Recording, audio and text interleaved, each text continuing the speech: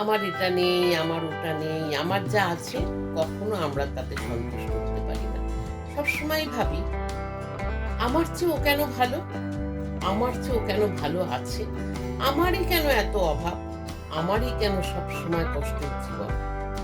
আসুন এই সম্পর্কে আমি একটা ছোট্ট গল্প আজকে আপনাদের শোনাবো।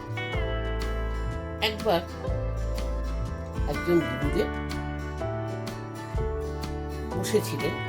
হঠাৎই তার কাছে তার এক শিষ্য আসে এবং বলে, আচ্ছা গুরুদেব, আমার কেন সবার এত কিছু রয়েছে, বাড়ি আছে, ধন সম্পত্তি আছে, রূপ আছে, যৌবন আছে, আমার কেন ধন সম্পত্তিও নেই, আমার কেন রূপ নেই, আমি দেখতেও ভালো না, ধন সম্পত্তিও আমার কাছে নেই, কেন নেই গুরুদেব? গুরুদেব স্মিত হাসেন এবং বলেন, তোমার কি এটাই অভিযোগ? হ্যাঁ গুরুদেব, এটাই আমার অভিযোগ। আপনার কাছে যে আমি এতবার আসি, এত আসি, ওই আপনি তো এর জন্য আমাকে কোনো রকম কোনো সাহায্য করেন না, আমি একটু ভালো থাকি, আমাকে যাতে দেখতে সুন্দর হয়, আমি যাতে সব দিক থেকে সুখী থাকি, তার জন্য তো কখনো কোনো পরামর্শ আমায় দেন না। গুরুদেব বলেন, ঠিক আছে, চলো আজ তোমাকে নিয়ে আমি এক জায়গায় যাব এবং যেতে যেতে তোমার সাথে আমার কথা হবে। ভক্তটি বলেন, ঠিক আছে চলুন গুরুদেব, যাই। তো গুরুদেব একটি গাড়ি ঠিক করেন। গাড়িটি বহু পুরনো গাড়ি। দুজনে সেই গাড়িতে উঠে, কিন্তু কিছুটা যাবার পরে গাড়িটার অবস্থা এতটাই খারাপ যে সেই রাস্তা দিয়ে, আগেকার দিনের রাস্তা তো আর খুব ভালো হতো না, মেঠো পথ দিয়ে গাড়ি যাচ্ছে, সেই রাস্তা দিয়ে গাড়িটা যাওয়ার মতন অবস্থা নেই।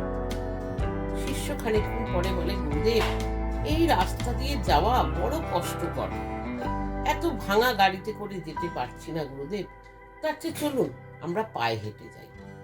গুরুদেব বলেন, ঠিক আছে চলো, পায়ে হেঁটেই তাহলে যাওয়া যাক। তারা পায়ে হেঁটে মেঠো পথ ধরে যাতায়াত যেতে শুরু করে। কিন্তু সেখানেও সেই উঁচু নিচু রাস্তা, পাথর, খুবই অসুবিধা হচ্ছে শিষ্যের যেতে। তখন সে বলে, গুরুদেব, কি রাস্তায় আসলেন? এরকম উঁচু নিচু ভাঙাচোরা রাস্তা, পাথর, বালি, মাটি, এর চেয়ে ভালো রাস্তা কি আর নেই? গুরুদেব বলেন, হ্যাঁ আছে, ওই তো জঙ্গলের ভিতর দিয়ে, ওখান দিয়ে যাওয়া যাবে।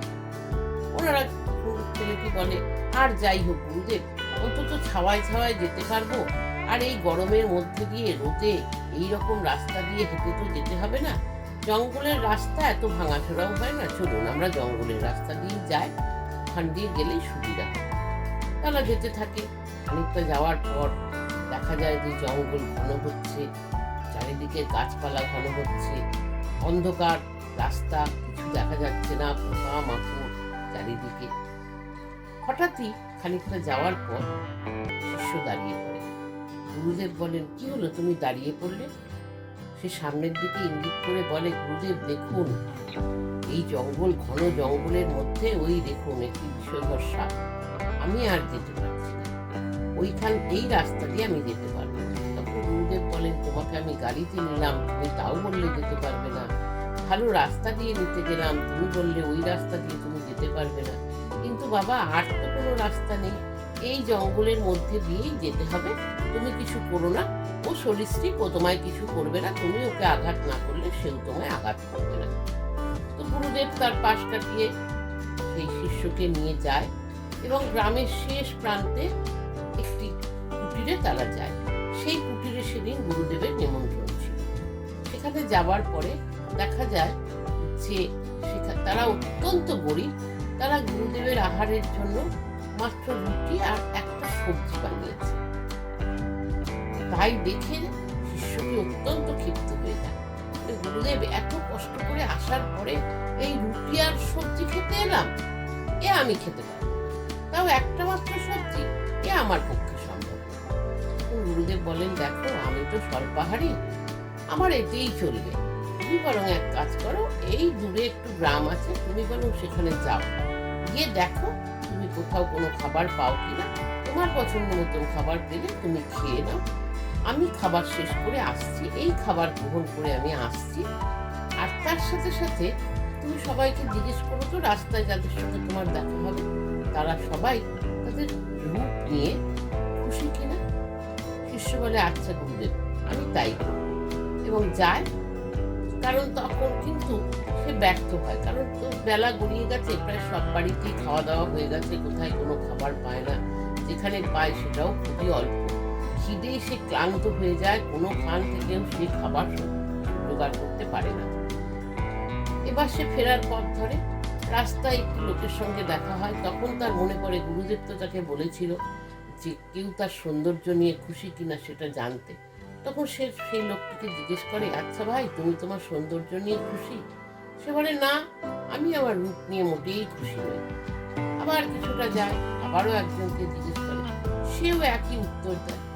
এইভাবে রাস্তায় কয়েকজনকে জিজ্ঞেস করার পরে সে একজন অত্যন্ত সুন্দরী মহিলাকে দেখতে পায়। ভাবে এ নিশ্চয়ই তার রূপ নিয়ে খুশি। তখন তাকে গিয়ে বলে, আচ্ছা, আপনি আপনার রূপ নিয়ে খুশি? সে বলে, হ্যাঁ, আমি খুশি, কিন্তু আমার পাশের গ্রামে আরো একটি মেয়ে আছে যে আমার চেয়েও সুন্দর। আমার মনে হয় আমি কেন ওর মতন সুন্দর হলাম না। তখন ছেলেটি ভাবে যে এত সুন্দর যাকে দেখতে সে নিজের রূপ নিয়েও খুশি না, তাহলে আমি আর খুশি হব কি করে? এই ভেবে সে চলে আসে। তখন দেখে গুরুদেব তার আহার শেষ করে তার জন্য দাঁড়িয়ে রয়েছে। এসে বলে, গুরুদেব, আমি কোথাও কোনো আহার পেলাম না, অত্যন্ত ক্ষুধা পেয়েছে আমার, আমি খিদেই একেবারে কাতর হয়ে গেছি। গুরুদেব বলেন, কিছু তো করার নেই, দেখো তুমি তোমার খাবার ফেলে চলে গেলে, গিয়ে দেখো যদি ওই বাড়িটিতে আর কোনো খাবার তুমি পাও, তুমি যেটা ফেলে গেছিলে সেটা সে তালা রেখেছে কিনা। গিয়ে দেখে সেই বাড়িতে তালা ঝুলছে, কারণ বাড়ির লোকেরা তো গরিব, তারা নানা কাজে বেরিয়ে গেছে। সেখান থেকে ব্যর্থ হয়ে ফিরে আসে এবং বলে, না গুরুদেব, ওখানে কেউ নেই। আবার তারা জঙ্গলের পথ ধরে। তখন ছেলেটি বলে, না গুরুদেব, জঙ্গলের পথ দিয়ে আর যাবো না, ওই রাস্তা দিয়েই চলুন, ওখান দিয়েই হাঁটতে হাঁটতে চলে যাবো। খানিকটা যাওয়ার পরে সে ক্লান্ত হয়ে রাস্তায় বসে পড়ে। গুরুদেব বলে, কি হলো, তুমি বসে পড়লে? গুরুদেব, আমি আর পারছি না, আমার এত খিদে পেয়েছে, আমার হাঁটার ক্ষমতাই নেই। গুরুদেব তার ঝোলা থেকে সেই খাবারটা দিয়ে বলে, এই নাও, আমি তোমার খাবারটা তোমার জন্য নিয়ে এসেছি, কারণ আমি জানি খিদে পেলে তুমি খাবারের খোঁজ করবে, যা পাবে তাই তুমি যখন খাবে। ছেলেটি তখন অত্যন্ত যত্ন সহকারে ওইটুকু খাবারই গ্রহণ করে। এরপর সে গুরুদেবকে বলে, গুরুদেব, আপনি তো আমায় বলেছিলেন কোনো মানুষকে যদি পায় যে তার সৌন্দর্য নিয়ে রূপ নিয়ে সন্তুষ্ট, আমি কাউকেই এরকম পেলাম না যে তার রূপ নিয়ে সৌন্দর্য নিয়ে সন্তুষ্ট। সবাই বলছে তারা তাদের রূপ সৌন্দর্য নিয়ে সন্তুষ্ট নয়।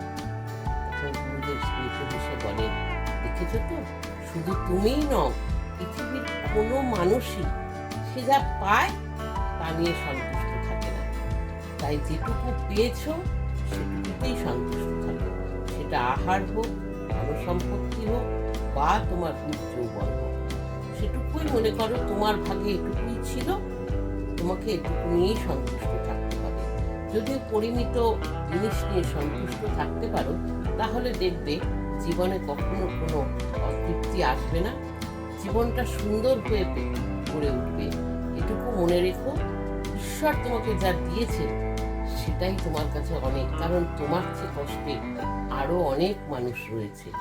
তাই নিজের কষ্টটাকে বড় করে দেখো না, অন্যের কষ্টটাকে বড় করে দেখতে শেখো, তাহলে দেখবে তোমার জীবন সার্থক হবে। নমস্কার, আমি শুভ্রা মজুমদার, সিনার্জিসের পক্ষ থেকে আমার এটা একটা ছোট্ট